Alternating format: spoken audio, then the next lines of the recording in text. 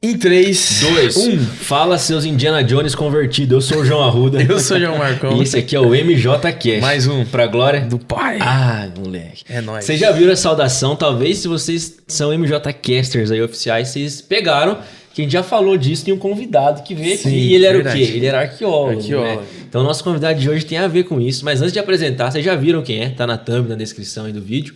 Mas eu quero agradecer. Se você é novo aqui, chegou por ele, já se inscreve no canal, deixa seu like, compartilha já esse episódio com mais alguém. No final, nós vamos pensar numa hashtag, um comentário para você deixar, para ver se você acompanha até o fim da resenha, beleza? Agradecer nossos patrocinadores, galera do Gente Boa. Se você é de Londrina ou região, vai fazer sua festa de aniversário, PG, grupo de crescimento, precisa pedir um salgado top. Gente Boa é o melhor lugar. Tem centro de salgado frito, assado, tem aqueles combos, né, que o Neto tá fazendo aí. Então dá aquela fortalecida neles, vai aqui na descrição e fala com eles lá. Isso aí. Sai Logo comunicação visual para sua empresa, aí tudo que você precisar de comunicação visual, impressão digital, envelopamento de frota. Que isso? É a Signlogs. E temos nosso parceiro do ano, que Verdade. é a Cetro, Faculdade de Teologia. Um dos nossos professores está sentado ali, um homem com uma mente brilhante, Pablo Arthur. A gente também tem o pastor Cleverson Barros e vários outros pastores aqui da nossa igreja que vai estar lá também. E outros professores também. Se você assistir esse episódio de hoje, você não se interessar por teologia, por história, por se aprofundar mais, você já morreu faz anos, né? É verdade, só esqueceu de inteirar. De mumificar, brincadeira, vigia. Então, entra aqui na descrição, vai ter todos os dados de todos os nossos patrocinadores. É isso aí, então chama, João. Vamos rápido, que eu quero ir rápido hoje. Então, Chama a vinheta.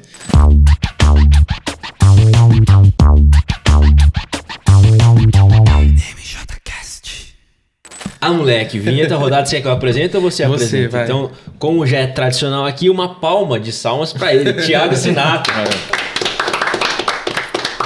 Thiagão, seja muito bem-vindo aqui, é um prazer ter você com a gente.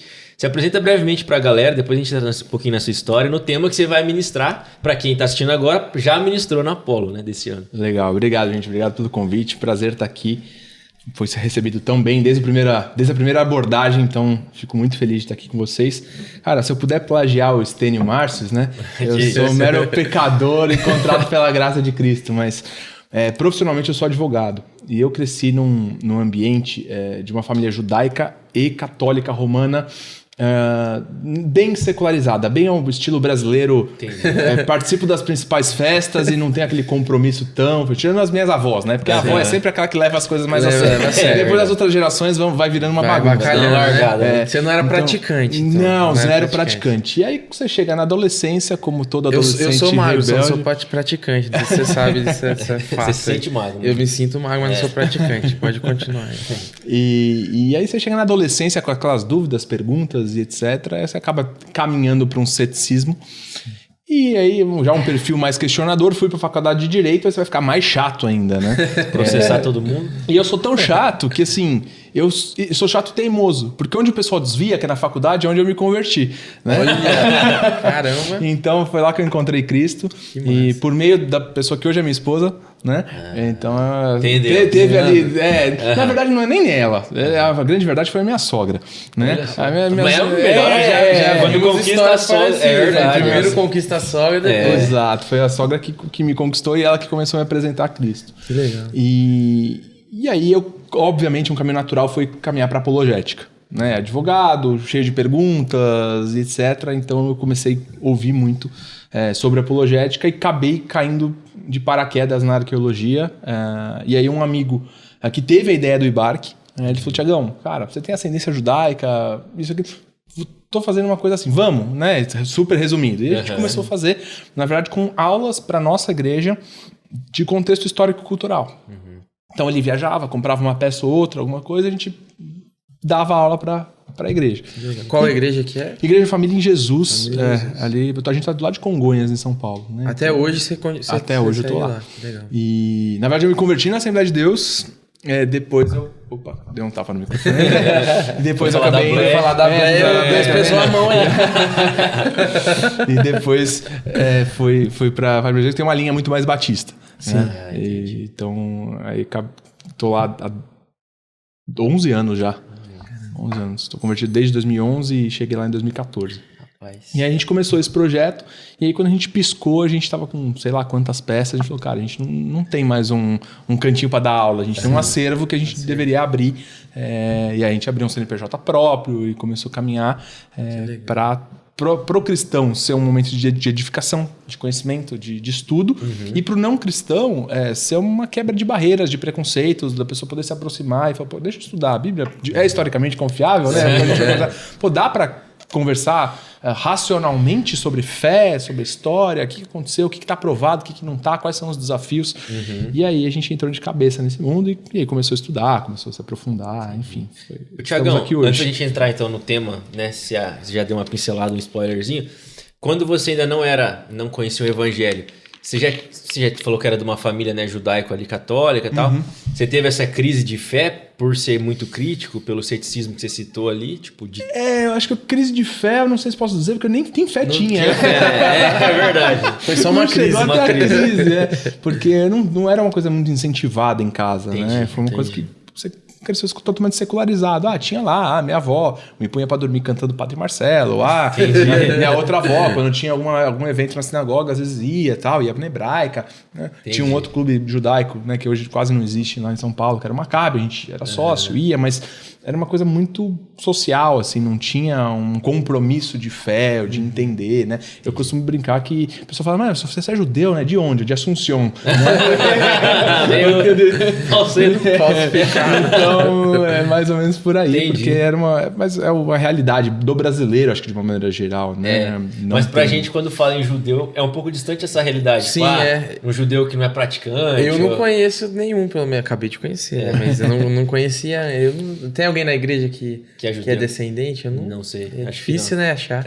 Qual que é, assim, porque é uma realidade só do Brasil ou para quem é judeu em Israel hoje em dia também tem essa secularização? 70% do país é secular. Tel Aviv é feio, né, o negócio secularizado. É secularizado, total. Sim. Então, assim, pelo contrário, existe um conflito grande entre o Israel secular e o Israel religioso, porque o Israel religioso ele vai para um lado mais ortodoxo, e aí tem uma série de questões. Uma delas, por exemplo, né, o ortodoxo ele não trabalha, porque o trabalho dele, não trabalha secularizado, né? Sim.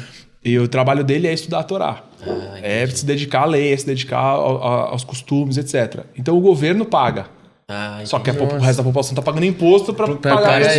Entendi. Então, só que se eles já não estão mais apegados com a lei, não faz mais sentido. Por que eu vou ficar bancando o cara que está estudando um negócio que para mim não faz mais sentido, porque eu quero encher a cara que o outro quer fazer a parada LGBT ali. A maior parada LGBT da Ásia é Tel Aviv. Então, até porque os outros países eles seriam um tanto quanto eliminados, né? Então você tem ali um país muito diverso em cultura, em política, em ideologia, até dentro da própria religião, nos religiosos, quem é o cristão? Depende. Ele é batista, ele é presbiteriano, ele é assembleiano, ele é isso. Então, você tem as vertentes religiosas, e no judaísmo é a mesma coisa. Então, e tem muito mais anos de história para isso ir se desenhando, né? Tem uma velha história que um judeu naufragou e foi parar numa ilha, né? E quando o pessoal chegou para resgatar ele, tinham 3 sinagogas. Ele falou, você tá sozinho aqui, né? Ele tá discutindo com ele mesmo. Porque ele falou assim, essa aqui é a minha. E aquela lá? Naquela lá não ponho nem o pé. E aquela terceira? Aquela terceira vai que eu mudo de ideia, né? Então tem, assim... exatamente. É mais ou menos essa é a linha que a gente brinca, que o judeu ele briga consigo mesmo. Né? E quando você se converteu pro cristianismo, como que foi essa questão da família aí? Eu costumo dizer que eu não me converti ao cristianismo. Eu costumo dizer que eu só sou um judeu que aceitou o verdadeiro Messias. Entendi. Né? Que a conversão tem essa ideia de você abandonar, né? Cara, não abandonei quem eu sou como etnicamente, o meu povo, a minha história. Eu sou judeu. Eu costumo dizer, eu sou judeu. Mas eu olho para o maior judeu de todos os tempos e sigo o Rabino da Galileia, né? Então, mas para a família foi um tanto quanto assim... baque, assim. Não é um baque porque não é uma família muito religiosa. Sim. Se fosse religiosa, eu talvez tivesse até alguns problemas. Mas foi assim, tá? Tranquilo. Tranquilo é uma palavra muito... porque o cristianismo já estava ali, né? Por causa da família, parte católica, já tinha essa mistura. Então, já tinha essa mistura. Já cresci nesse ambiente... Mezzalite, mezza mozzarella, né? E assim, a gente tá falando justamente sobre apologética, e uma dos motivos de ter nascido isso é a questão da faculdade, né? E o medo que a igreja tinha de deixar com que seus jovens sejam influenciados na faculdade. Você fez o caminho inverso. Como foi exatamente isso, assim? Foi um movimento da faculdade que você... Tinha alguém pregando e você viu? Como Não, foi? foi começar um relacionamento com a minha esposa. Foi um relacionamento foi um relacionamento, mesmo, eu comecei a frequentar a casa dela, ela tava aquele pé dentro, pé fora, né? E a gente começou a frequentar, comecei a conversar com a minha sogra, e comecei a debater. Minha esposa adora contar com a bochecha vermelha, que a primeira vez que eu fui conversar com o pai dela, que é um cara super tradicional, a gente brinca que ele toma banho de terno e tal. Assembleiano daqueles raiz mesmo. E aí a gente foi conhecer, a primeira pergunta que ele me fez é que igreja que você vai, né? E a minha resposta para ele, ao alto dos meus 19 anos e a sabedoria de alguém que tem 19 anos, foi: eu não gosto de igreja, nem de pastor que rouba dinheiro das pessoas. Então você imagina que começou muito bem. Começou bem, a primeira impressão foi muito boa. Deve ter ficado um climão que eu falava assim. Porque essa é a visão secular que você tem. Sim. O que é a igreja evangélica? É o que aparece na mídia. E o que dá notícia? Não, a igreja evangélica foi lá e fez uma boa ação. Não, a igreja evangélica vem e tratou o viciado. Não, é quando aparece o pastor com $1 na Bíblia, com o outro com $1 na cueca, o outro com... É isso que aparece na mídia, né? Não aparece alguém ajudou, o jornal precisa vender clique. O que vende, infelizmente, é a desgraça. Então, a visão de quem não convive, e claro que os evangélicos têm boa culpa nisso, né? No seu mau testemunho, mas é o que passa pro lado de lá. Então, quando eu estava do lado de lá, é isso que chegava. Era a imagem que você tinha. Era a imagem que eu tinha. Então, conhecendo a família da minha esposa, né? Entendendo e até o dia que eu falei, tá bom, me dá uma Bíblia aqui que eu vou ler essa porcaria, vou te mostrar que tudo está errado, né? Aí não teve jeito. Recomendo, façam isso. Você que quer refutar a Bíblia, pega uma Bíblia aí. E lê bastante. Estuda bastante ela. Ela vai te pegar. Quem é cavalo de Troia perto disso, né? É uma estratégia de evangelismo aí, ó. E o Tasso Licurgo falou isso, né? Sim. Que a conversão dele, no caso, dele. foi pela razão mesmo. Porque pra ele fez muito sentido, né? Quando ele entendeu a Bíblia, né? Exatamente. Eu falo muito que Pedro fez isso. Claro que é um comentário apócrifo aqui, né? Fora em heresias, né? 4, 5. Inventários. Acrescentar. Mas peronomútil, mútil, né? Porque quando Jesus tem um momento que ele tá pregando pesado e ele fala para os pessoal: vocês querem ir embora? Vai embora vocês também. Né? Não precisa ficar aqui. E aí Pedro fala assim: mas para quem iremos? Né? Se só tu tens palavras de vida eterna. Quando você lê aqui, você fala: o que será que passa? Né? Eu tentando imaginar o que passava na cabeça do Pedrão. Cara, tô afim de ir embora. Não quero mais ficar. É pesado pra mim. Esse discurso eu não quero ouvir. Né? Eu quero ouvir um discurso legal. Eu quero ouvir o coach, né? evangelho do coach. Né? Eu quero ficar milionário. É isso que eu quero ouvir. Preciso de 10 passos pra mim. Então, assim, emocionalmente, a gente quer algo que nos conforte, que seja legal, que seja... Então, eu tô afim de ir embora mesmo. Mas, racionalmente, eu já entendi que você é o Messias. Então, por que eu vou embora? Então, eu peguei essa parte para muitos momentos de crise de fé, que às vezes você vai estar estudando, vem dúvidas, vem coisas que você fala, cara, não sei a resposta. E vem uma crise. E às vezes a vontade é ir embora. Você fala, não, peraí. Racionalmente eu já sei onde tem palavras de vida eterna. Então não tem esquece. Eu vou ficar pra onde eu vou. Não tem pra onde ir. Então fica. Com a dúvida mesmo, não tem problema. Jesus não tem medo de nenhuma dúvida. Não tem medo de nenhuma dúvida. Diga Tomé, né? Exato.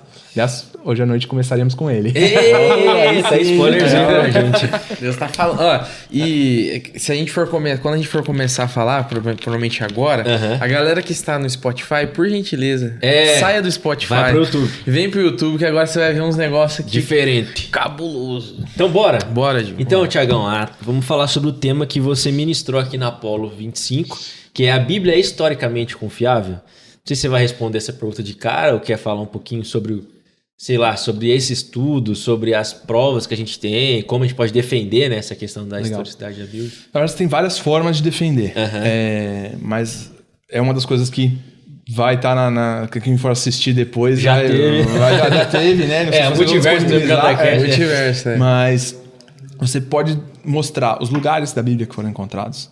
Você pode achar os personagens que foram comprovados. Você tem histórias relatadas do ponto de vista extra-bíblico. Você tem comparação de manuscritos, aí você vai para crítica textual. Então, todo mundo já ouviu aquele papo de boteco ou conversa de Facebook. A Bíblia foi adulterada na Idade Média. Vai para manuscritologia, vai para crítica textual. Não tem condição. Você tem milhares de manuscritos comparados, cada um de um lugar, cada um de uma época, e bate. Né? E o que a gente tem dúvida é tanto estudo, tem tanta informação, que você pega uma Bíblia de estudo, tem um asteriscozinho ali, você vai para a nota de rodapé, olha, isso aqui não está em todos os manuscritos. Fica esperto com esse pedacinho aqui. Né? Então, dá pra gente saber exatamente o que estava, o que não estava, o que gera dúvida. E o que gera dúvida, nada mexe no ponto central, nos grandes pilares do cristianismo, da fé, da vida de Jesus, da sua ressurreição, do que os apóstolos falaram. Então, a gente tem um grau de confiança muito grande que ainda que faltem evidências, porque vai faltar, porque olhar para a história é isso, eu digo que é olhar para um quebra-cabeça de 5.000 peças que você achou 14. Né? Então, assim, cara, o que você faz com o resto que você não vai achar? Porque foi destruído pela guerra, foi destruído pelo tempo, pela ação natural, pela decomposição de algumas coisas. Não vai ter. O que eu achei até agora é razoável, me dá confiança suficiente para dizer, olha, o resto também é verdadeiro e posso confiar no resto.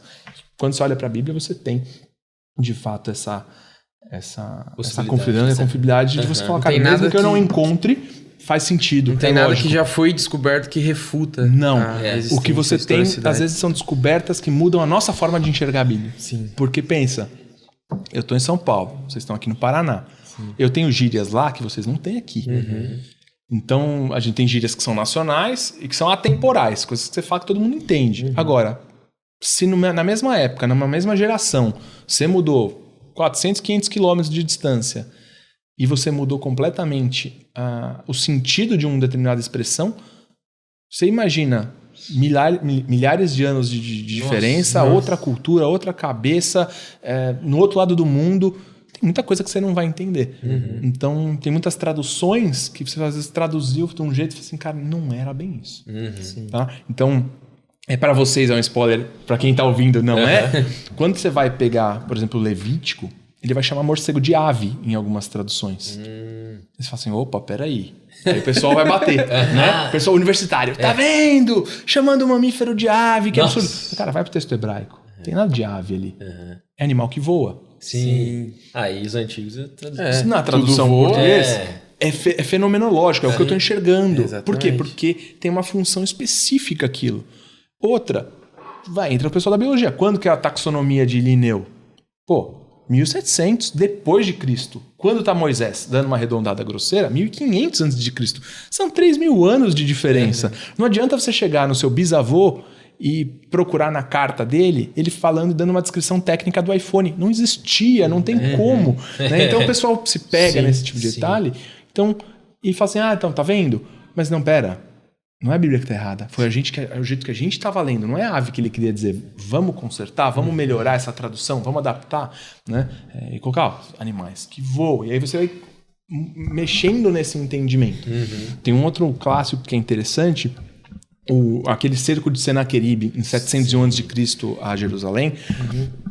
Ezequias vai proteger e tal, tem todo, e ele vai dizer que o anjo do Senhor passa e mata 185.000 soldados de Senaqueribe e ele volta para que eu inclusive sempre defendo que seria uma boa cena para Marvel reproduzir, né? Seria muito legal, sensacional. A cena mais cabulosa. Tem muitos detalhes interessantes, inclusive na arqueologia. Talvez, eu não vou cravar porque não dá para dizer, seja o evento bíblico mais provado pela arqueologia. Que legal, velho. Um anjo... Nossa, imagina o tanto de... Não a parte do anjo, obviamente. Sim, a arqueologia não vai ver isso. Sim, mas quer ver uma coisa que a arqueologia falou? Que talvez é muito improvável que ele tivesse 185.000 soldados. Pelo tamanho do império, pelo número de pessoas. A arqueologia vai olhar tudo isso. Cara, é improvável que tivesse tudo isso. Então, ou a Bíblia usou uma figura de linguagem chamada hipérbole. Então você aumenta. Então, sei lá, Palmeiras ganha de 3-0 do Corinthians. Destruímos eles. Acabamos com tudo. 1.000 ganha de 1.000. Foi a goleada. Enfiamos 10. Não, calma, não foi isso. Mas como uma forma de se expressar, você usa, né? Você vai sair com a sua esposa, com a sua namorada. Você vai esperar uns 2 séculos a terminar de se maquiar. E não são 2 séculos. Sim. Então são formas que a gente usa. Quase, né? São hipérboles. É um aumentativo. Né? E pra quem tava vendo aquela cena... Como não aumentaram uma coisa tão... Pode ser. Sim. Outra possibilidade é que aquela palavra que a gente traduziu para o português para 1.000 signifique oficiais. As 185 oficiais faz sentido dentro do que eles tinham. Então, tem uns detalhezinhos que você fala, pera, isso aqui a gente não entendeu direito o que é, mas não invalida a história toda. Sim. Né? Todo o resto está comprovado. Então, você vê que são, às vezes, pontos periféricos, aí o pessoal quer se agarrar e fala, tá vendo? A Bíblia toda é mentirosa, não sei o quê. Não, às vezes é um ajustezinho fino que você precisa fazer. E um anjo em si para matar 185 mil homens também não seria nada impossível. Já, se tá o anjo descendo, já não tem mais nada impossível acontecendo. O historiador grego Heródoto vai dizer que foi uma peste de ratos. Por falta de água, limpeza, por um exército caminhando vários e vários quilômetros durante anos, né, para você sair de Nínive e chegar a Jerusalém, várias batalhas. Imagina o nível de sujeira. Não tinha um alquinho gel para passar, né? Então, sandália, né? Sandália, tá. Salubridade. O pessoal morria de febre, né? Sim. Comia um negocinho estragado, dava uma dor de barriga lá, o cara morria. Apendicite, né? Então a falta de higiene misturado com rato, com isso, com aquilo, pode. E aí a Bíblia, na sua narrativa teológica, vai dizer, tá vendo? Foi Deus que enviou essa doença. Foi o anjo do Senhor que veio e providenciou por meio de uma outra situação. Então tem essas nuances que... Tem alguma, assim, que é uma discussão de séculos aí da igreja, de algum detalhe desse que é bem... A data do Êxodo, por exemplo, é uma discussão, não se tem uma conclusão até hoje. Qual é o faraó do Êxodo? A gente não sabe. Não sabe. Não sabemos. Você tem algumas possibilidades, o pessoal vai bater muito em Amenófis II, que seria mais por volta de 1400, ou no famoso Ramsés II, lá em 1200. Então são 200 anos de diferença, que eu costumo dizer, o datafolha da arqueologia é um pouco 200 para mais, 200 para menos. A polícia militar 200 para mais, os manifestantes 200 para menos. Exato, é mais ou menos por aí, porque... O que acontece na arqueologia? Demora muito tempo para você mudar uma cultura. Nós estamos numa época que tudo muda muito rápido. Então, o telefone seu de março, em dezembro já é ultrapassado, já não atualiza o mesmo aplicativo, etc. Naquela época, demorava 300 anos para uma lâmpada dessa virar diferente. Então, às vezes... E olha a diferença também. Aqui é mais, aqui são 1000 anos. Né? Mas... às vezes o pessoal olha e fala assim, cara, eu não consigo identificar por meio desse objeto se eu estou em 1200 e pouco ou 1400 e pouco. Porque o que eu achei é mais ou menos é meio que tudo igual, tal, e eu não tenho alguns detalhes importantes que me tirariam essa dúvida. E aí, em relação ao faraó do Êxodo, tem, obviamente, muito mais questões. Você tem que achar, por exemplo, um Egito em crise. Por quê? Porque você teve praga, você teve morte de animais, isso deve ter gerado um impacto. Você teve o Nilo em sangue, então isso tem que gerar um impacto econômico posterior numa sociedade que é agrária. Ao mesmo tempo, você tem que achar um faraó que não é o faraó legítimo. Por quê? Porque o primogênito morreu na 10ª praga. Então você tem que encaixar tantos detalhes, e com essa lacuna das peças faltantes, você tem faraós que tem uma parte dos detalhes, outro faraó que tem outra parte. E aí você não completa o álbum de figurinhas todo. Então é difícil o pessoal cravar. Mas isso, mais uma vez, não invalida a história. Não invalida a história. Sim, né? Por exemplo, o pessoal vai perguntar, isso a gente vai falar. Você tem listas de reis, né, de faraós egípcios que foram intencionalmente adulteradas por ideologia política, por algumas questões internas dele. Ou seja... Você acha que eles iam mencionar os israelitas? Né? Vieram os escravos aqui, enfiaram 7 a 1 no Mineirão e foram embora. Óbvio que não. Se eu pudesse esconder essa história, eu também esconderia. Mas que a gente tá na era da comunicação. Você noticia tudo, principalmente a desgraça. Mas naquela época, não. Você só noticia o que é bom. Você só se exalta. O que é ruim, você joga para baixo do tapete e finge que não aconteceu. Inclusive o faraó, que era do partido contrário. Né? Já assumir no lugar, paga o nome do cara aí. Vamos. Já era. Isso acontece, né? Não vou citar nomes, porque senão a gente entra em momentos calorosos e sem puxar sardinha, mas você tem trocas de presidentes ao longo dos últimos 30 anos que pegaram o mesmo programa que era de um presidente anterior, mudou só o nome. Pra falar, agora é meu. Cara, mas é a mesma coisa. Mas eu quero apagar o passado. Eu quero apagar o antigo porque o antigo é meu opositor. Isso de direita, de esquerda, de centro, todo mundo. Principalmente quantas ditaduras que entram, que a primeira função da ditadura é apagar todo o passado. Sim, você vai mudar a narrativa. E o que você tem no mundo antigo? Ditaduras. Então. Sempre. Então, sempre. O faraó é totalitário, é teocrático, ele é a própria divindade. Então, assim, eu faço o que eu quero. Por isso que às vezes dá pra confiar mais nas coisas loucas do mundo, que é o pescador que escreveu, do que de um grande poder que só quer mudar narrativas. Né? Exato. E aí, o seu gancho é bom para mais uma resposta para a pergunta de vocês. Não tem evidência na Bíblia, e aí falando especialmente dos evangelhos, né, de forma mais detalhada, de propaganda, de marketing. Você não tem. Verdade. Pelo contrário, tudo que você lê nos evangelhos vai contra o pessoal. Vai contra Jesus. Vai contra... Esse negócio de ressurreição, pouca gente acreditava. Falar que o grande herói da parábola é um samaritano, maluco, no meio dos judeus, né? Chega no meio da torcida do Atlético Paranaense e fala que o grande herói é o artilheiro do Curitiba. Você tá maluco? Como que você fala isso? Né? Então... uma mulher como prova mulher com de evidência visível, ocular da ressurreição, a primeira mulher não valia o testemunho dela no tribunal. Então, quando você olha Jesus na cruz, pai, por que me abandonaste? Pô, cristão se debate com esse versículo e fala, pô, peraí, que negócio é esse aqui? Como que Deus abandonou? Como é que Deus abandonou? Se ele é Deus, gera uma baita discussão tem que teológica. tomar meu um monte de sangue, coisa. isso aí já gerou confusão lá, imagina no resto do céu. Então, se a Bíblia fosse adulterada ou tivesse sido criada por um tipo de propaganda ou interesse religioso, poder político, etc., esses trechos com certeza não estariam. Sim. Então, dá para defender uma série de... Você vê que tem óticas diferentes. Você tem a ótica arqueológica, você tem a ótica da crítica textual, você tem a ótica da lógica filosófica de algumas coisas. Então, você consegue mostrar que a Bíblia é confiável dentro de vários cenários. Quem não veio hoje, mano, Perdeu. se enrolou na vida. Vai ter que esperar agora até sair a live. Vamos mostrar um pouco dessas peças, falar um pouco delas, Bora. Thiagão? Vamos lá. E a nossa produção Caramba, vai chegar mano. aí também. Quando chegou, a Arruda, o sorriso já foi lá pro... Rapaz, qual você ia Que começar? massa. Agora... vamos começar por essa aqui? Aham. Vou mostrar pro pessoal aqui. Olha lá. Esse aí é perigoso, hein? Essa aí é lá. Isso aí é caro, porque... Contrato de casamento. Contrato de casamento, né? Rapaz, Tem isso aí. alguém que tá noivo namorando há muito tempo aqui? Acabou de casar, É, a gente casou né? recentemente. tá, Não nós Ele dois, com a né? mulher dele, eu com a minha, né? Pelo amor de Deus. Ainda bem que vocês explicaram. A Assembleia de Deus liberou nós usar shorts até, mas só isso. Só isso. Tá proibido Podia, ainda. lá. E é muito legal porque você vê nos contratos... Esse aqui é um contrato que tá na Turquia, né, original, e ele é da época de Abraão. E aí leia-se 2000 a.C., dando, obviamente, uma arredondada grosseira. Então, é legal de ver nos contratos de casamento que eles permitiam, por exemplo, a adoção.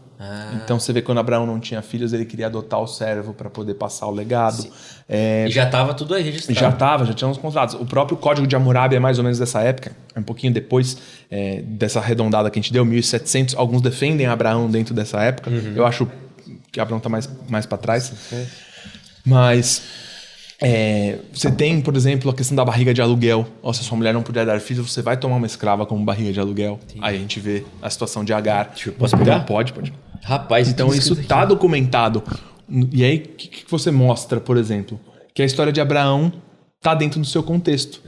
Eu achei o RG do Abraão? Não achei. Mas achei a história de Abraão. Faz sentido para a época dele? Faz. Eu achei documentos que mostram exatamente o que Abraão estava fazendo. Então, são formas de você mostrar. Tá vendo como a história é fidedigna? Contexto histórico. Tá vendo como tá certo? Não. O pessoal fez um podcast aqui e tinha alguém do outro lado no sofá aqui transcrevendo com uma máquina de escrever e tal. Falando, não, cara, tá com a IA ligada aqui não tem ninguém transcrevendo. Né? Então, você vê que as questões culturais ou de dinâmica de vida mostram, faz sentido para essa época ou não faz sentido para essa época. Entendi. E aí, quando você vai ler a história dos patriarcas, você não tem nenhum deles comprovados, até porque eles eram nômades. Então não vai ter. Você não vai achar a casa que Abraão morou. Sim. Morava em tenda, ficava mudando de lugar para outro, foi para o Egito, voltou.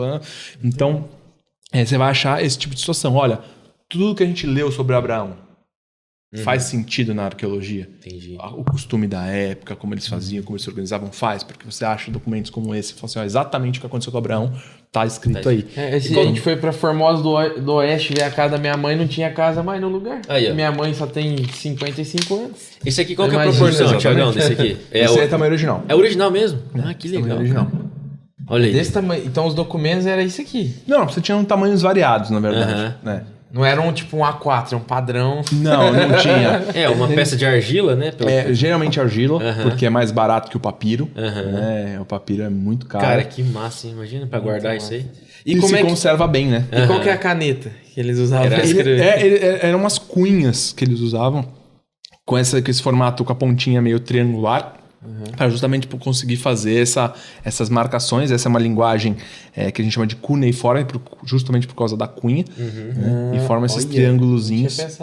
E aí você tem várias línguas, né? Igual o nosso alfabeto. Você vai usar o inglês, o português, o italiano, o espanhol, vai usar exatamente o mesmo alfabeto, mas são línguas diferentes. Entendi. Então, se a gente pudesse fazer um paralelo grosseiro, o alfabeto é o cuneiforme. Aí você tem a linguagem suméria, a linguagem acadiana, a linguagem babilônica. Esse aqui é um sumério. Esse é um sumério. E você consegue falar pra gente alguma coisa que tá escrita aqui? Não sei ler sumério, não. Aliás, nem alguém que sabe ler sumério, o cara não é que gosta, sei ler inglês, eu pego aqui e traduzo. Tem uma técnica, ele tem que fazer quase que uma criptografia. Lembra quando você fazia revistinha de atividades? Tipo, a maçã é o A, o kiwi é o J. Você tem que ir substituindo. Eu não fazia muito sobre... Deixava sem fazer, mas eu entendi. Hieróglifos a gente já faz isso na escola para aprender dos egípcios e tal. Sim, porque como não é uma língua corrente, então não é uma coisa que você pega, mesmo um especialista, ele não consegue pegar isso, sair lendo assim. É difícil. Até porque é tudo igual, né? Convenhamos. É verdade. Tudo igual esses triângulozinhos aí. E o próximo, Tiagão, qual que você quer falar? Cara, então isso, por exemplo, mostra o contexto pra gente. Entendi. Né? Agora, vamos ver o entendimento. Certo. Né? Isso aqui é um espelho da época dos discípulos, né? Esse aí já é da época já dos de Novo discípulos. Testamento. Né? E, claro, que o pessoal que tá assistindo não consegue ver, mas a gente se vê bastante embaçado. Mas se você tá em casa, quer fazer um teste, pega a panela da sua casa, né? E tenta pentear o cabelo com ela. Né? Fazer a barba. Né? Fazer a barba. Eu fico lindo nesse espelho aqui. Magrinho, né, tio? Magrinho. Então, assim, quando a gente lê 1 Coríntios 13, e o apóstolo Paulo tá falando que vemos como um espelho de forma turva, embaçada, pra gente em 2025 não faz sentido nenhum. Pera aí, eu olho pro meu espelho e eu vejo exatamente como é. Não sei se eu estivesse no circo, né? Sim. Não para de ver aqueles espelhos diferentes. Mas o espelho normal é isso. Só que o espelho deles, como é que era? Nossa, né? aí então, abre a minha mente. Ai, caramba, entendi o que ele tava falando. Né? Então... é mais ou menos por isso que então, isso mostra pra gente a forma correta de interpretar. Então aqui dá contexto, aqui dá interpretação. Entendi. Né? Ô, Tiagão, deixa eu te perguntar. Tem alguma outra passagem da Bíblia que você falou, agora entendi, tipo essa do espelho, com alguma descoberta? Porque assim, ele trouxe, em cima da mesa tem vários elementos. 5 elementos, mas dentro da mala São literalmente 30 quilos. 30 quilos de artefatos. Imagina se parar no aeroporto, área restrita. Meu Deus. Até explicar o que você tá falando. Já que você falou disso, legal, vamos falar dessa aqui.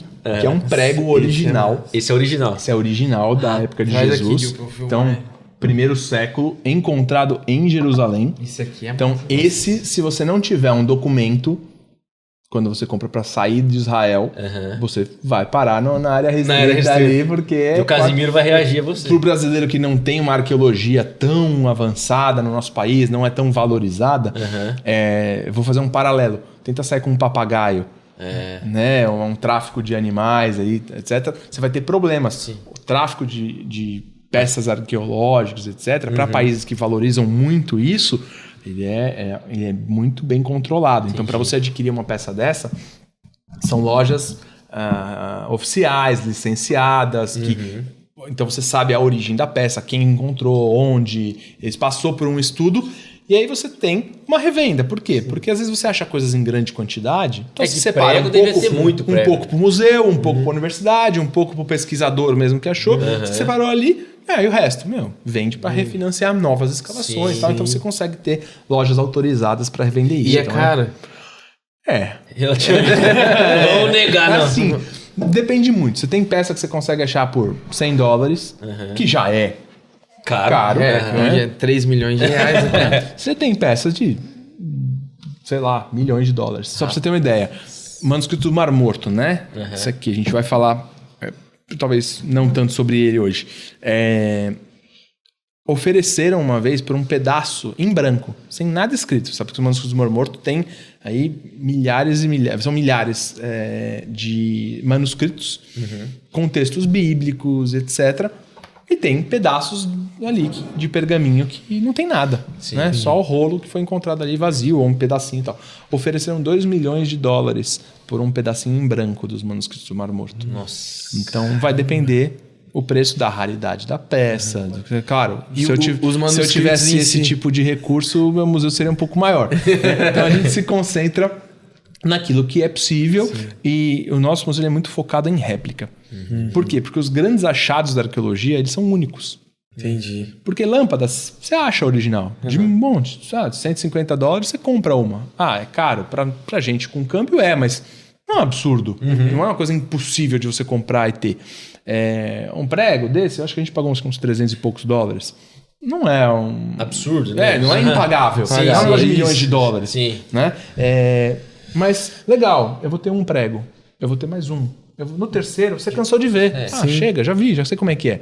A lâmpada, a mesma coisa. Você vê, essa aqui, até já entrando no contexto pro pessoal, essa aqui é da época de Abraão, 2000 antes de Cristo. Essa aqui é da época de Jesus. Então elas têm 2000 anos de diferença. Entendi. Desculpa, Abraão. Falei errado. Davi. 1000 antes de Cristo. A gente tá falando de Abraão agora, né? 1000 antes de Cristo, época de Davi. Época de Jesus. Né? Então... a mesma coisa com as lâmpadas. Você vai ter uma lâmpada diferente uma da outra? Vai. Mas tem uma hora que é mais cerâmica, mais do mesmo. Entendi.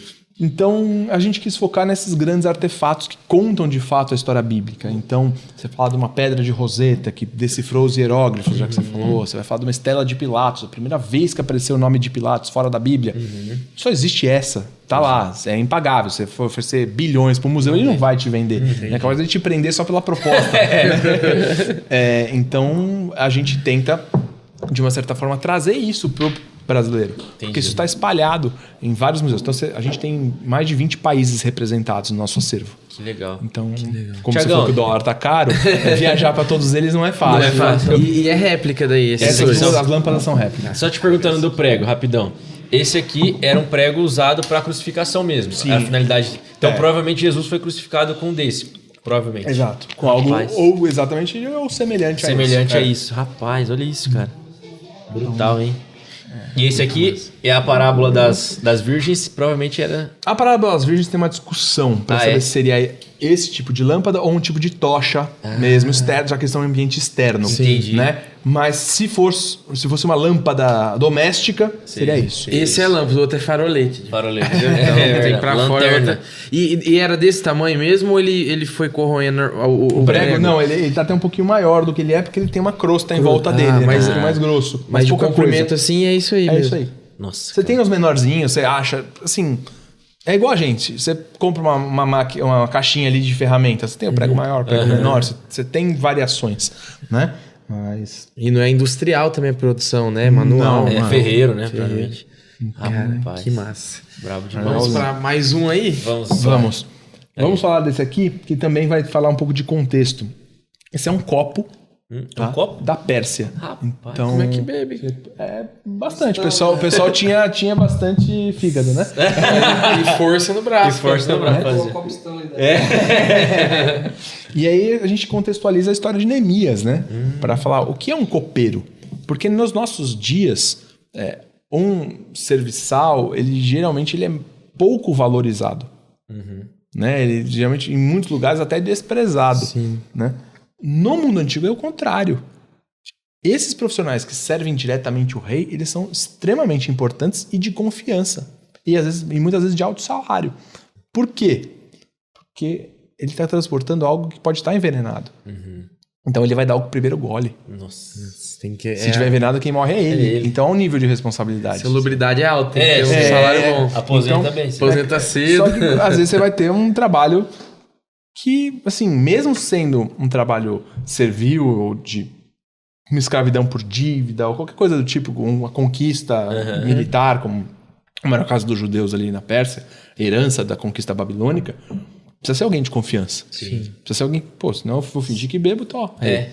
Bebe aí. Exatamente. Deus te abençoe. Vai que é sua fera. Então você precisa ter um relacionamento. Tanto é que você vê essa proximidade no texto. Neemias está triste. O rei chega mesmo, o que está acontecendo? Bom. Conhecia, né? Pra ver que ele tá então, triste. você tinha ali uma certa proximidade mesmo. Então é legal da gente entender. Então, esse é um copo, o copo Stanley. Eles Stanley, patrocina a Aí, molecada. manda pra nós aí, ó. Eles usavam isso em eventos específicos ou era no dia a dia? Cara, tanto faz, assim. Não tem muito... A gente não consegue ter esse nível de detalhe. Claro que assim, você vê que é um copo Bem adornado. Bastante né? adornado e tal. Então, numa ocasião especial, com certeza, tá? Com certeza vai Cara, usar. o cara fazer isso, um copo é brincadeira, né? Isso é uma réplica, mas assim, aonde foi descoberto tem algum que é original disso aí? Sim, sim. O original desse daqui, especificamente, está no Museu Metropolitano de Nova York. É persa, você falou? Né? Pérsia. E daí é ouro com... É. Aí, o período persa, você vai ter, por exemplo, Esdras, Neemias, Esther, né? Aquele finalzinho de Segunda Reis. Segunda Reis... Não, Segunda Reis termina com a destruição babilônica. Não, nem tem reis. Ó, falando bobagem aqui. Ó. Corta, né? Corta. Então você tem esse período persa, que é quando cai a Babilônia, Daniel capítulo 5, né? Ciro o Grande vai capitanear, e depois você tem toda uma dinastia persa ali que vai durar até a época dos gregos. Sim. E aí que os gregos começam, você vê os 300 de Esparta, né? O que é o 300 de Esparta? É o Rodrigo Santoro, né? marido de Esther, é o Xerxes, Assuero, né? Guerrando com os gregos. No caso, os espartanos, que os gregos tinham cidades-estados, né? São muito independentes. As polis. Mas depois eles foram se juntando, tem algumas para poder combater os persas. E até chegar, né, no Império Macedônico de Alexandre. Entendi. Né? Então, essas guerras todas elas vão culminar numa vitória da Macedônia, não? E aí Alexandre o Grande forma o seu grande império, já no período interbíblico. Sim. Né? Já nesse trecho que a gente não tem registro histórico da Bíblia, mas extremamente importante para todo o contexto do Novo Testamento. Revolta dos Macabeus, nessa época, né? Macabeus, nessa época que surgem as sinagogas. Você não lê. A palavra sinagoga, o que é sinagoga? É, aspas, a igreja do judeu. Sim. Cadê ela no Antigo Testamento? Não tem. Por quê? Porque eles vão nascer no período persa, principalmente na parte interbíblica. E aí você chega no Novo Testamento e tem um monte de sinagoga. Do nada. Do nada. Pô, tem 400 anos no meio disso tudo. Sim, Rapaz, um vácuo, né? E antes da gente ir para o próximo artefato, queria saber com você, por exemplo, esse seu conhecimento. Você fez a parte a faculdade de Direito e depois você se aprofundou no que especificamente? Você falou apologética, mas você fez algum tipo de faculdade? Eu fiz uma pós-graduação em teologia. E depois eu fiz cursos voltados para arqueologia, fui para Israel algumas vezes, depois comecei a guiar grupos para Israel, né, montar viagens para ir. E agora eu estou terminando uma pós-graduação em arqueologia bíblica pela Universidade Hebraica de Jerusalém. Então, para fazer para ter o diploma ali, para ter, né? Eu gosto de estudar muito por conta, assim, comprei muita coisa e tal. Né, e a vida, eu não me dedico a isso profissionalmente. Você é advogado mesmo? Eu sou advogado mesmo. Cuidado, é o meu dia a dia. Você vai falar. É o meu dia a dia. E aqui eu brinco, eu só põe o dinheiro. Alguém tem que pagar as contas, né? Então a advocacia paga os boletos e eu me divirto na arqueologia. Né? Se no Brasil a cultura fosse mais valorizada, etc. É o Indiana Jones, é professor, né? E vai fazer... a gente vai dando um jeitinho, né? A gente fazer o que gosta. Né? E você tem uma rotina de estudos, assim, para se aprofundar além da faculdade? Cara, tenho, mas não é uma rotina que eu posso dizer organizada. Porque ainda mais agora, eu tô com gêmeos de 1 ano. Então, assim, caos total. Né? Não existe rotina. Não existe rotina. Mas, assim, sim, eu gosto de separar momentos pra falar, cara, esse livro aqui eu quero ler. Esse assunto aqui me interessa, eu quero dar uma focada. E aí eu vou dando esses gases, assim. E pra quem se vou dar um interessa. gásinho aqui, vou dar um sprint ali, tal. E aí você vai conseguindo preencher lacunas nessa brincadeira entre o trabalho secular, o trabalho ministerial, a família, o esporte que você gosta de praticar, e a gente vai... Qual que é o esporte? Futebol, né? É o bom e velho Eles futebol. citou bastante coisa de futebol, não dá pra negar, né? Tiagão, deixa eu te perguntar, você falou que você já foi muitas vezes lá, né, pra Israel e tal, e pra quem quer, por exemplo, se aprofundar em arqueologia bíblica, estudar um pouco sobre isso, qual que é o melhor caminho? Tipo... Cara, não tem hoje em português tanta coisa... Tem alguns materiais bons, mas não tem uma coisa que fala, tem uma biblioteca gigantesca em português. Dá pra fazer. Poxa, vou fazer o jabá do Rodrigo Silva aqui. Legal. É o melhor... Já veio aqui? Já veio aqui? Já veio aqui. Legal. Gente, Cara, é o melhor canal que a gente tem e é o mais popular numa linguagem simples de entender para quem gosta de assistir. né? Eu sei que a leitura às vezes é mais difícil. Quando você vai para a leitura, você tem alguns bons materiais. Então, por exemplo, você tem um comentário, contexto histórico cultural do Antigo e do Novo Testamento. Uma capinha preta com uma faixa laranja. Se eu não me engano, acho que é da Vida Nova. Pô, é muito legal. Ele vai versículo por versículo te dando informações. Então você abre sua Bíblia e ele de um lado e ele do outro. Que legal, cara. Aí você lê lá, sei lá. Neemias estava triste, blá blá blá. Aí você vai pra... Pô, a função de copeiro era assim, assado. Então, pô, você tem uma Bíblia inteira comentada, versículo por versículo, mas em vez de ser um comentário teológico, você pega uma Bíblia de estudo, é um comentário cultural, de contexto, de arqueológico. Legal, então é Como é bem que é o nome legal. mesmo? É comentário histórico-cultural da Bíblia. Mas tem do Antigo e tem do Novo. São várias pessoas que fizeram ali? Ou... São o do Antigo é do John Walton, que tem, por exemplo, o Panorama do Antigo Testamento, que também é um livro muito bom, tem várias coisas assim. Ele tem também o... Como é que é? Uma capinha egípcia. O contexto do Oriente Próximo, o mundo do Oriente Próximo, alguma coisa assim. Sempre esqueço o nome dos livros, mas é do John Walton também. E o do Novo Testamento foi o Craig Keener. Craig Keener já é mais conhecido. Fera também. Tal. O John Walton fez aquele O Mundo Perdido de Adão e Eva, do dilúvio, alguma coisa assim. Também tem. Legal. Ele tem algumas... Bastante coisa aí. Boa, voltado para o mundo antigo, analisando o contexto cultural. O cara que eu gosto bastante é o Saião também. Saião, Saião brabíssimo. Sim. Falta ele vir aqui, né? Falta o Saião vir aqui também. E assim, a profundidade, o tanto de coisa que tem Porque você pega, por exemplo, curiosidades da Bíblia, né? Já é um texto gigantesco a Bíblia. Com as curiosidades, o que dá para se aprofundar. Sim. Você tem, por exemplo, fim, né, mano? Kate, como é o nome dele? Fugiu. Mas é Jesus pela ótica do Oriente Médio. Então você vai ver, ele vai abordar as questões dos evangelhos e tal, dentro do contexto cultural. Você tem o Josh McDowell com Mais Que Um Carpinteiro, que é curtinho. Pô, quero estudar sobre a ressurreição de Jesus. Rapidinho, 150 páginas. Uma sentada, sabadão, à tarde no sofá, em vez de maratonar uma série. 150 pagininhas de livro. Pô, top. E ele tem uma versão maior, que é o Novas Evidências que Demandam um Veredito.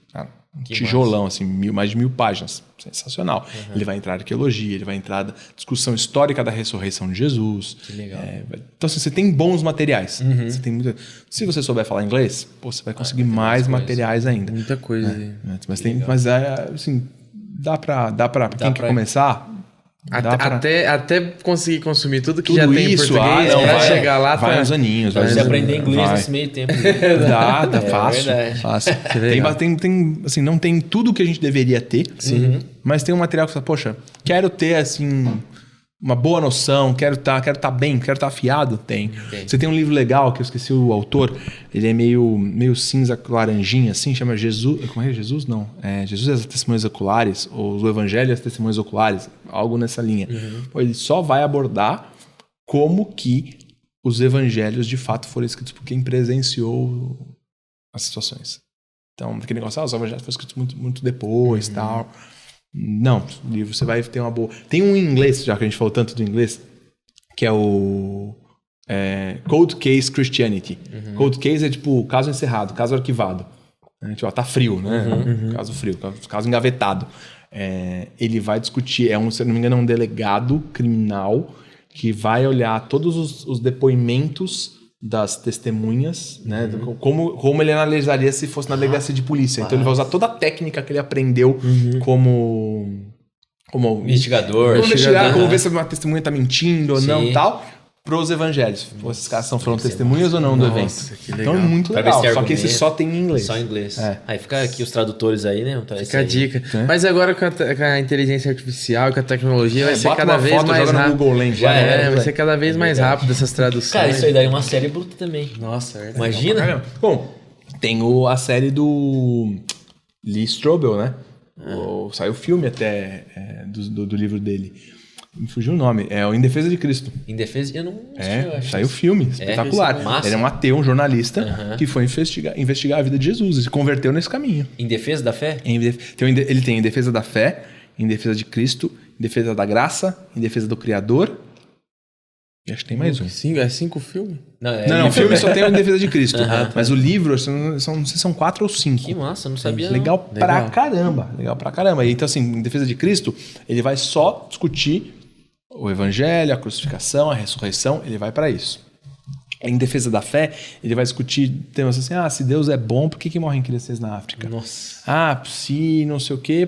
Então, essas dúvidas, porque eram dúvidas que ele tinha, e o livro é muito tranquilo, é muito mais tranquilo que todos esses outros. Pô, quero começar por algum. Sou cru, não gosto de ler, vai no Lee Strobel. Por quê?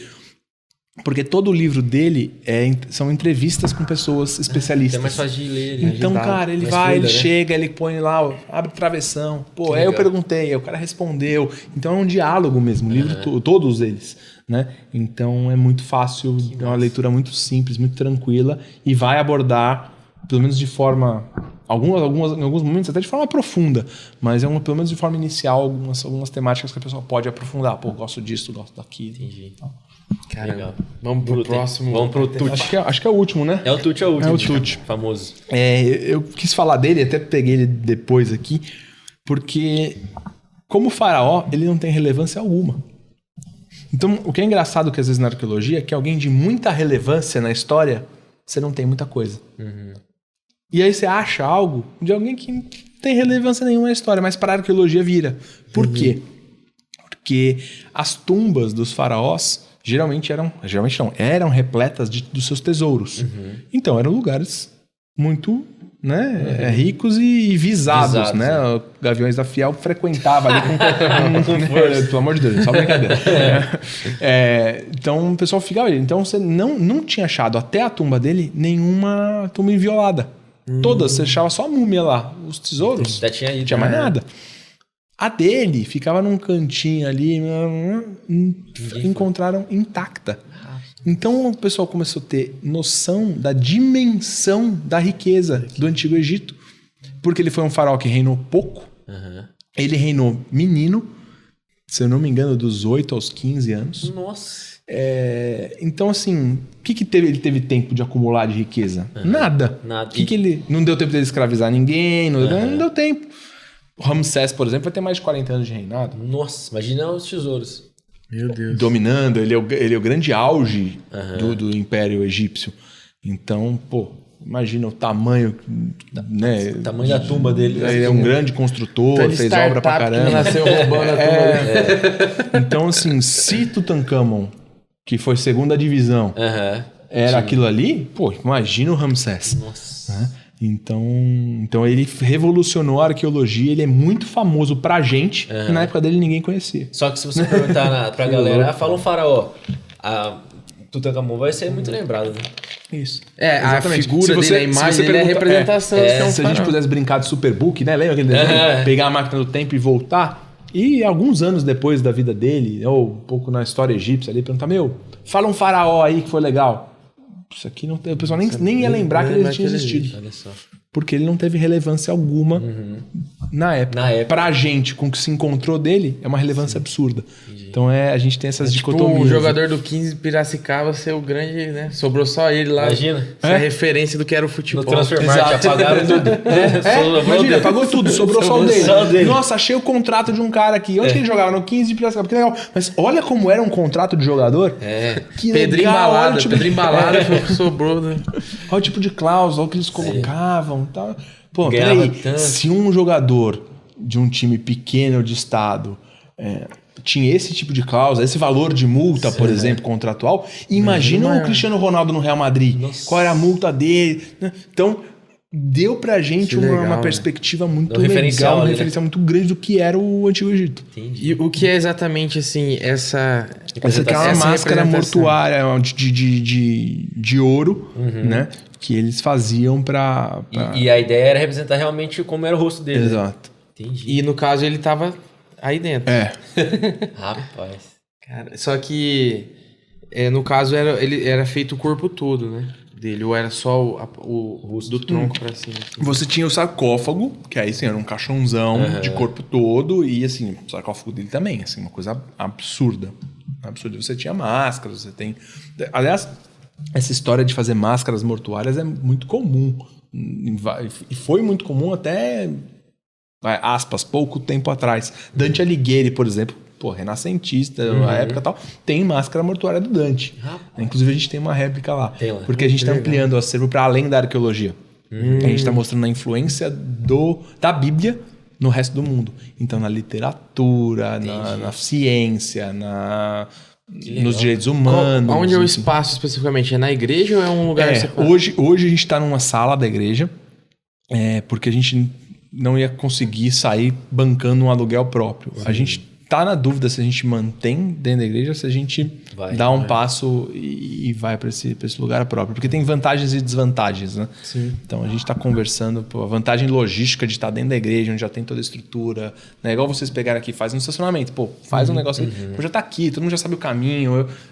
Ainda mais pensando em São Paulo, que qualquer lugarzinho é meia hora de deslocamento, a gente fala, poxa, talvez valha a pena, talvez a gente subir um andar na nossa construção e fazer um espaço maior, que hoje a gente precisa de um espaço maior. A gente tem, 70 metros de exposição para 600 peças, é pequeno. 600 peças. É muito pequeno. Então a gente está pensando, aí tem que subir um andar, aí tem que ver licença com a prefeitura, a obra. Enfim, e aberto para visitação lá. Né? Aberto para visitação. Legal. É que a nossa equipe é pequena, então a visitação é sempre por agendamento. Entendi. Então tem que mandar uma mensagenzinha e tal, a gente se organiza para poder receber, porque a gente não tem nenhum funcionário. É todo mundo voluntário e a gente vai se virando do jeito que dá. Quem sabe onde a gente cola lá. Com certeza. Bora. Imagina lá. Bora fazer lá dentro? Nossa, muito se vocês massa. quiserem. Qual que é a seu artefato preferido? Talvez você não consiga trazer ele aqui. Cara, tem alguns, viu? Eu gosto muito da cidade de Merneptah, que tá aqui uma miniatura dela. Rapaz, tamanho disso. Essa aqui é uma estela do faraó chamado Merneptah.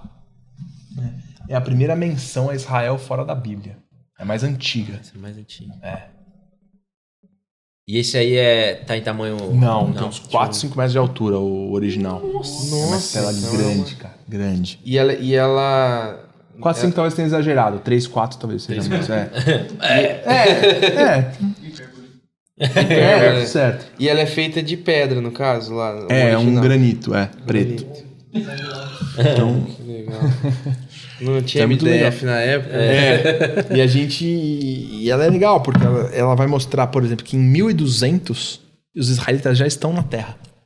Então esse é o fato concreto. Estão lá. Porque o faraó diz que chegou em Canaã, tem uma expedição militar, então ele cita vários lugares de Canaã e fala, briguei com esse aqui, aquele ali eu devastei. Né? Ele fala, destruí Israel e a sua semente para sempre, não existe mais. Tipo, aniquilei o povo de Israel. Então... Como assim, povo de Israel? Aniquilou. Tá aí, tamo aí, né? Aí você vê a hipérbole do mundo antigo. Como assim aniquilou? Não contar, mas é a gente contar. Ganhei o clássico do futebol. Vamos com todo mundo. Acabei com todo mundo, não existe mais ninguém. Existe, mas é uma forma de você colocar. E 1200. Isso ajuda a gente a datar o êxodo. A gente sabe que o êxodo com certeza foi para trás disso, porque aqui nos parece período de juízes. Entendi. Então, deve ter Josué, tem que ter período de deserto. Você tem mais ou menos uma ideia de algum personagem bíblico que estava nesse contexto aí citado? Então, ao que tudo indica, é uma história não relatada pela Bíblia. Entendi. Então a gente legal, não tem nenhum personagem citado. Porque quando você vai, por exemplo, você pega os juízes, são apanhados de histórias. Sim. E aí você vai, curiosamente, são 12 juízes.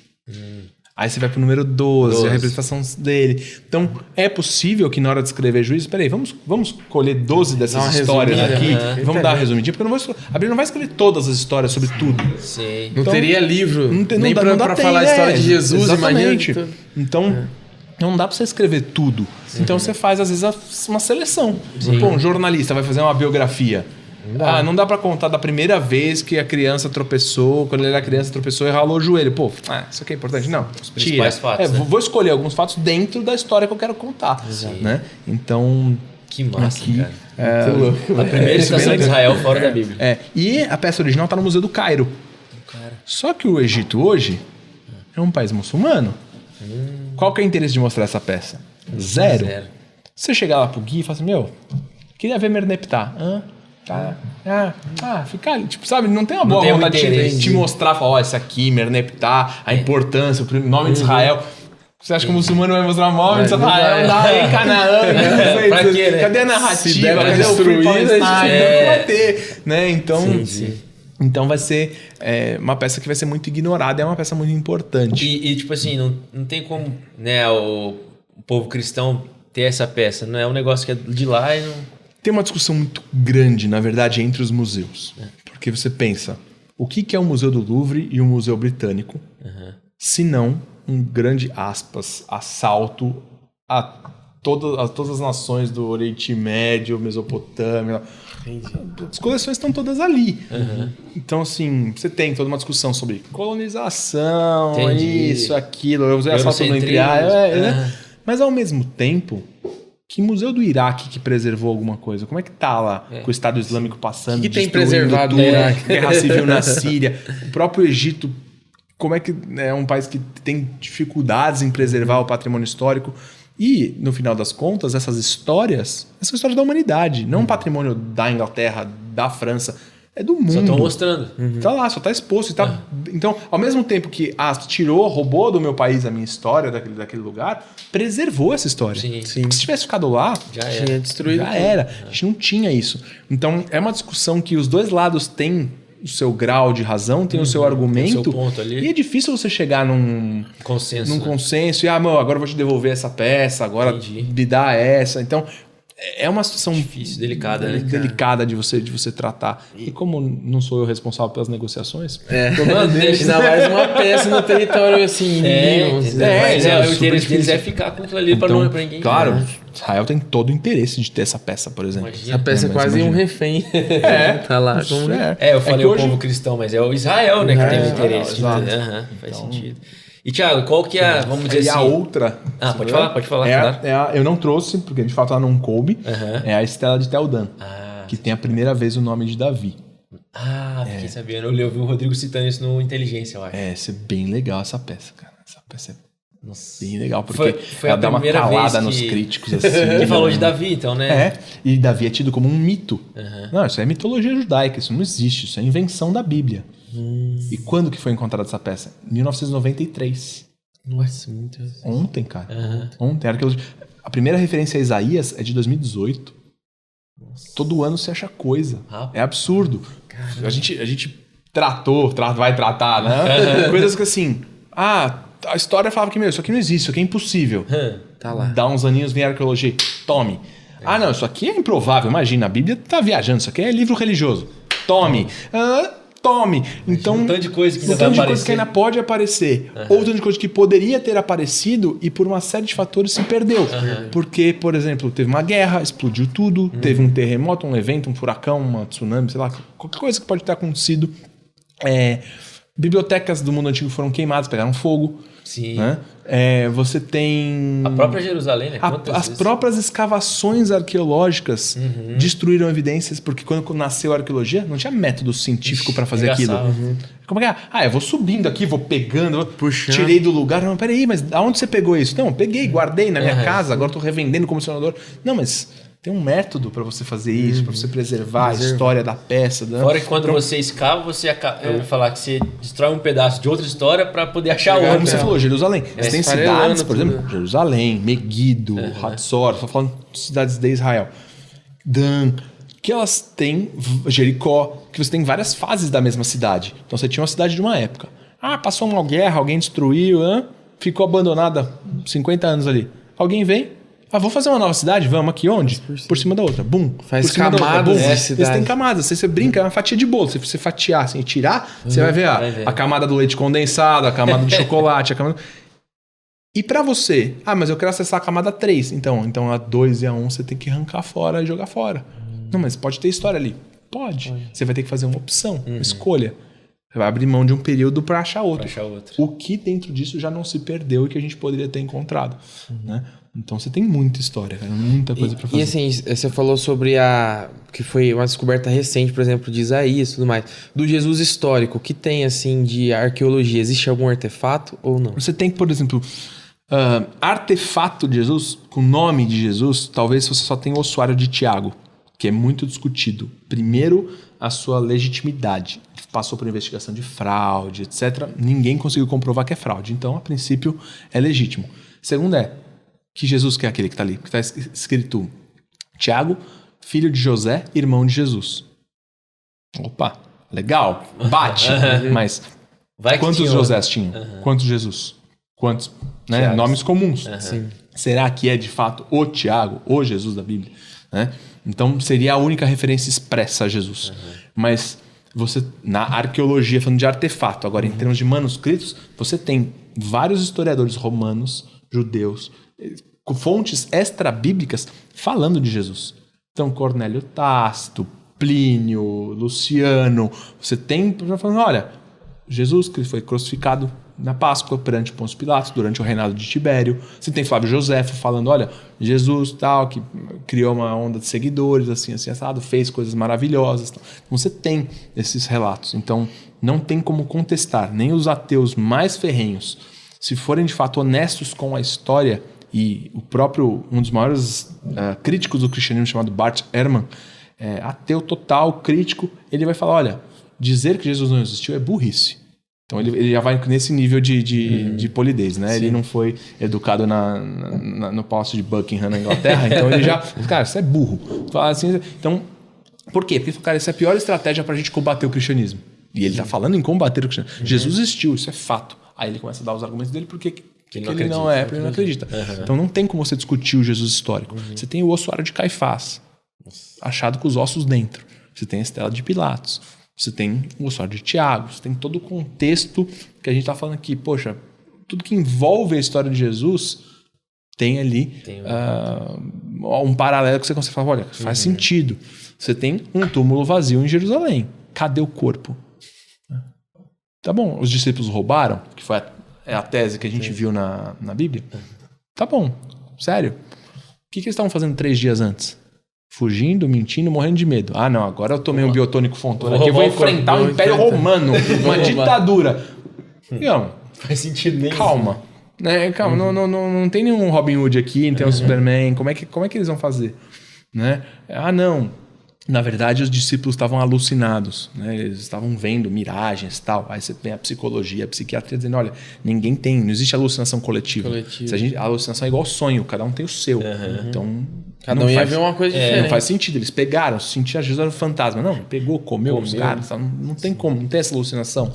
Ah, não. Aí os caras começam. A teoria do irmão gêmeo. Jesus tinha um irmão gêmeo, eles crucificaram o cara errado. Não. Tá criativo, hein? Então, vem cá, deixa eu falar. Você tá me dizendo que o Império Romano, que tá querendo acabar com uma ameaça, vai errar numa cidadezinha desse tamanho? Porque uma coisa é você fazer isso no Brasil, que é continental. Sim. Aqui você some, se você quiser.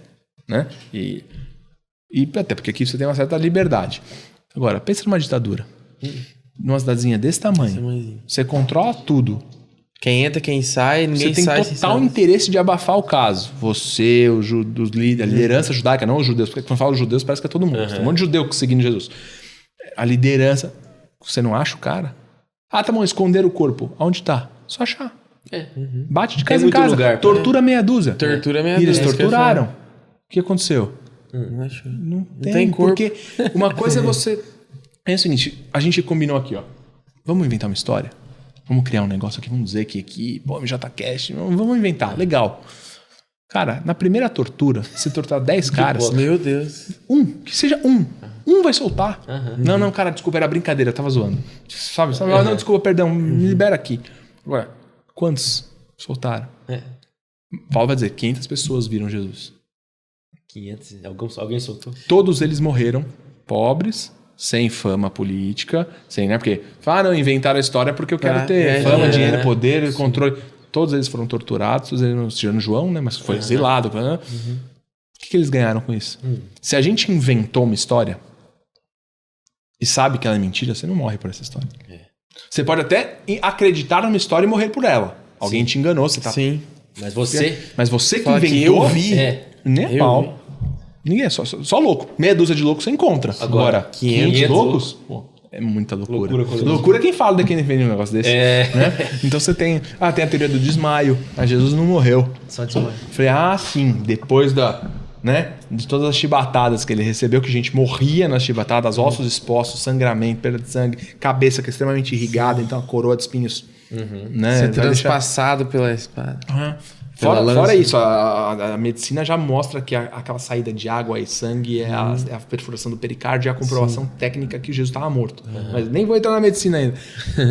Cara, passou por tudo isso, ficou dentro de um buraco, frio, úmido, desmaiado, perdendo sangue.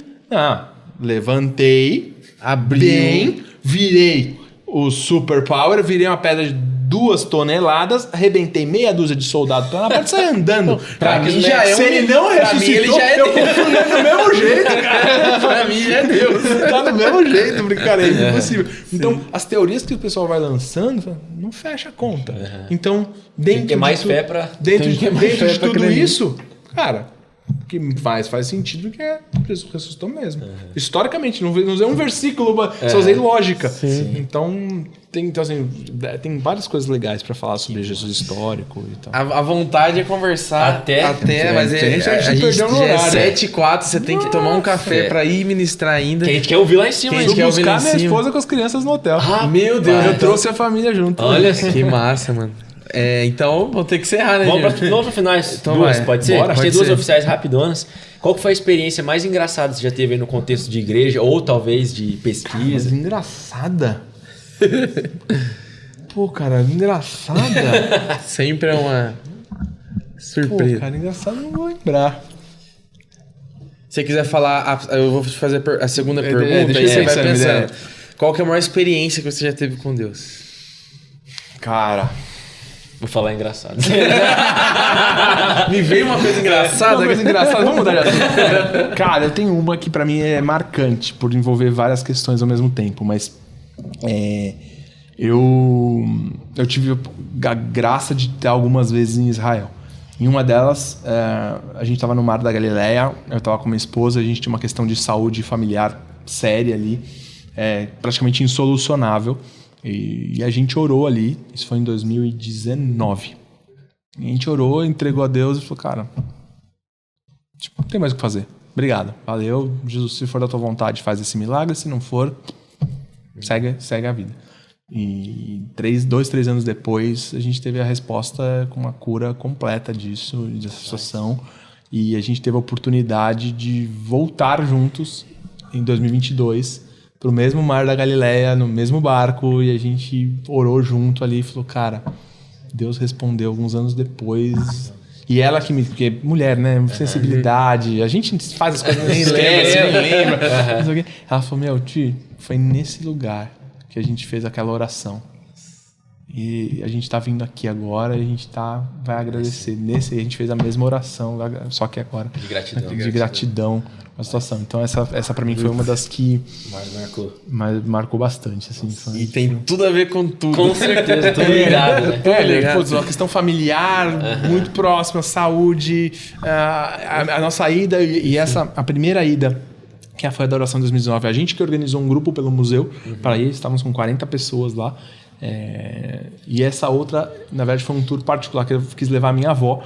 Que minha avó tinha um sonho de conhecer Jerusalém, etc. E eu fui o guia particular dela ali nos lugares. A gente estava Então, Que massa, foi bem especial dentro de todo esse contexto, porque se não tivesse o museu, eu não teria ido, né, não teria feito a primeira oração lá, né? Óbvio, não tô mistificando o lugar nem nada, senão o pessoal vai entender errado. Ah, não, agora toda oração Vai ter que ser lá no Mar da Galileia. vai dar 7 mergulhos no Tietê. Não, calma, não é isso que eu tô dizendo. É sempre bom explicar. Sim, sempre tem uma Iluminação lá pro Tietê. E então foi bem legal. E se eu não tivesse o museu, eu não teria a oportunidade de levar minha avó e explicar para ela os lugares e tal. Então, tem tudo a ver com o que a gente tá fazendo. Então, para mim foi muito legal. Então, cara, engraçado, sinceramente.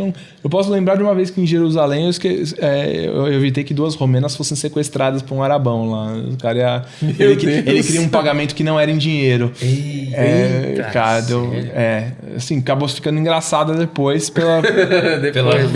depois da tragédia você ri, Mas né? elas entenderam? Cara, elas entenderam. Foi muito engraçado, porque eu fui... O Monte das Oliveiras você consegue ver a cidade toda velha de Jerusalém. É alto e tal. Na verdade, Jerusalém são vários montes, né? Então segura a panturrilha se quiser ir a pé lá, que sobe e desce toda hora. E eu queria ver o pôr do sol lá em cima do Monte das Oliveiras. Então eu subi e fiquei lá. E descendo, estavam essas 2 romenas falando em italiano. E eu, de família italiana, estudei em colégio italiano, então eu arranho, né? Dá pra... E aquele negócio, eu fiquei ouvindo, eu cheguei perto delas pra ficar ali, né? Só vendo, deixa eu ver se eu consigo entender, deixa eu ver se meu italiano tá bom. E aí, tipo, elas ali e tal, não sei o que, aí eu vi elas comentando, a gente também pra tal lugar, a gente não sabe como chegar e tal. Aí, desculpa, ouvir a conversa de vocês e tal. Escusa. Você chega assim, com aquele italiano horroroso, enferrujado, de quem não falava há 10 anos, sabe, desde a época de escola. Eu falei, você chega ali, assim. Ah, não, muito longe, a gente tá cansada, vamos de táxi. Eu falei, tudo bem. Elas fizeram um sinal, encostou um carro sem velho, todo caindo aos pedaços, sem sinal nenhum de ser um táxi. Um cara muito estranho. Falou, não, vem cá. Eu falei, não vai não. Quando eu pisquei, tava as duas entrando, eu puxei a porta da frente e entrei junto. Na loucura, cara. Eu entrei junto. Legal, não vou deixar essas duas meninas aqui nem ferrando. Você não tá no Brasil, você tá no Oriente Médio, cara. Não tem. Já não tem lei muita mais. O pessoal acha que, vou fazer. Bonitinho. Não, o Brasil é machista. Não quero. Sim. Vai lá pra você ver. Vai lá, a gente conversa depois. Né? Então, aí entrei junto com elas e falei, não, cara, vou junto. Não vou deixar nem a pau, um negócio desse. E aí foi e tal, e elas não entenderam nada. Eu quero comer de você. Eu desesperado. Falei, cara, essas meninas vão muito acabar inocente. numa vala, cara. Vai saber. E elas olhar, rindo e tal, curtindo a viagem, não sei o quê. Eu falei com o cara, a gente vai em tal lugar, deixa a gente ali. Aí ele parou, ele falou, pode descer. Eu falei, não, vou esperar elas descer primeiro. Não, eu quero que você desça. Eu falei, não, eu vou descer depois que elas descerem. Aí ele se irritou e falou assim, não, mas porque elas têm que me pagar ainda. Eu falei, não, tá aqui. Ele falou, não, eu quero outro pagamento. Eu falei, desce.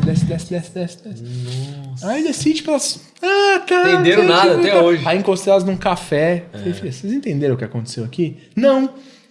Falei, minha filha. Eu acabei de salvar. Vou explicar que 1 mais 1 é igual a 2. Vem cá. Assim, elas começaram a ficar preocupadas. Eu falei, você não tá no seu país, você não tá na Europa. Aqui a cultura é diferente, você tem que entender onde você tá. Toma cuidado, vocês são duas mulheres jovens, né? Com a roupa que o muçulmano vai encarar de uma forma diferente. Vai saber que é turista. É aquele negócio, você tá de farda é polícia, meu. Sim. Dependendo da roupa que você tá, Sim. o cara vai querer outra coisa. Você não tá no Ocidente que aí já é já é normal. Comum, né? Então, fica esperto, cuidado com os lugares. À noite, não pega carona. Nossa. Aí expliquei pra elas ali e tal. Ela falou, não, obrigado e tal. E fui embora. Mas, e assim, uma corrida de táxi de 10 minutos. Tipo, você sai 5 minutos, nem isso. Mas rápido, mas... Imagina a encrenca que elas entraram. Nossa, até hoje tá... Você tem, quando a gente vai em grupo, a gente fala, cara, meninas, vai no mercado. Não, o mercado que assim, imagina uma barraquinha, feirinha. Cara, não entra nas lojinhas sozinha. A gente, numa outra situação, a gente também pegou uma amiga nossa, lá dos seus 50 e poucos anos, 60 anos, lá no fundão da loja, com o cara não querendo deixar ela sair. Meu Deus. Então você tem umas situações... Tem que tomar muito cuidado. Então não é nem assalto o problema. Não, assalto não tem problema lá de assalto. Cuidado, hein, Gil, se for bom. Eita, do jeito que eu sou bonito. Cara, não deixa nem eu entrar na loja. Tiagão, cara, obrigado pela presença. Obrigado Valeu demais pelo papo, foi um prazer pra gente. Que seja a primeira de muitos, quem sabe a gente fazer lá no museu. Vamos. Fazer o JCast O convite tá feito, se quiserem fazer, tá liberado. Vamos partir Só lá organizar. então. Bora. Fechou? Agradecer ao pastor Clércio que tá aí, chegou até pra dar aquela Já fez intimada. assim, ó. Vitor, Arthurzeira, estão na produção. Agradecer a você que chegou até o final. Hashtag de hoje, qual que é? Pra saber que a galera acompanha até o fim. Vamos pensar em um artefato aqui. O quê? Pra pensar numa Uma hashtag pra galera uma que acompanha hashtag? até o Quem vai até o final? Até o final. Pô, vamos no preguinho, né? Aê. Prego do quê? Prego romano. Prego, boa. Hashtag prego romano. Se você acompanha até o final, até esse momento, deixa aí hashtag prego romano. Se inscreva nesse canal se ainda não se inscreveu, deixa seu like, compartilha esse episódio com mais alguém. E se você perdeu o Apollo 25, espera aí que vai sair em algum momento as transmissões. Mas ano que vem, não 26, deixe participar da Apollo perca. 26, que vai ser sensacional, se Deus quiser. Cê é doido, mano. É isso. Tiagão, quer mandar um abraço pra alguém? Dar um Agradecer recado? vocês aqui, toda a Assembleia de Londrina, pela oportunidade de estar com vocês. Que continue abençoando cada ministério aqui da igreja. Obrigado pela oportunidade de estar aqui. Amém. Prazer Valeu, é nosso. Prazer é Foi todo muito bom. nosso. Sensacional. Bom. Que ele cresça. E diminua. Principalmente a barriga. Tamo junto, galera. Valeu.